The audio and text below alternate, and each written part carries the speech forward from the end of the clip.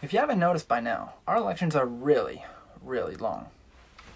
Going by when Elizabeth Warren started her campaign, on New Year's Eve of 2018, the 2020 elections will have been 673 days.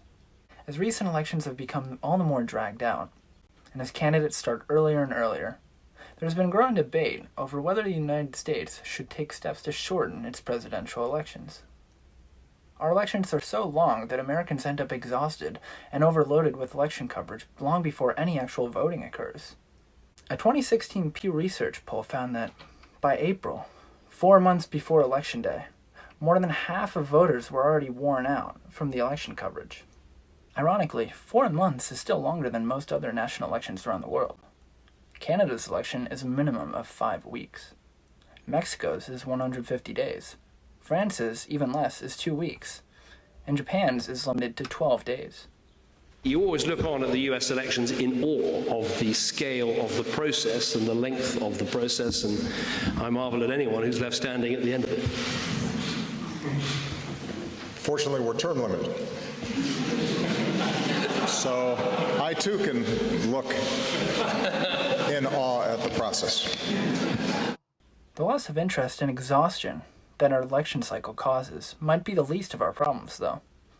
Other problems with our overly long presidential elections include that there is more and more money required as the election season has grown longer, which has given an unfair advantage to candidates in the pocket of corporations and moneyed interests.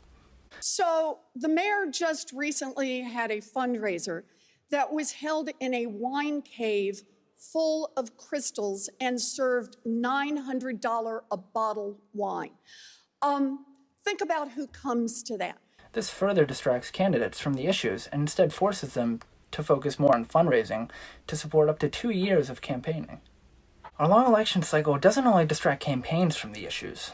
The government is also distracted, as a presidential election can now take up to the entire second half of a president's term. This distracts both Congress, who's become occupied with fundraising for their party's candidates if they're not already running themselves, as well as the president when it's their re-election campaign. Time they should be spending leading the country is instead spent on preparing for their re-election for up to 2 whole years.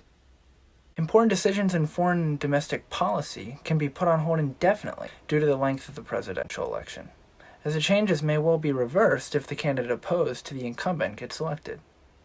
This was seen most famously in 2016, when the GOP refused to accept the Obama appointee Merrick Garland to the Supreme Court, just on the grounds that it was too close to the election. 8 months, to be exact.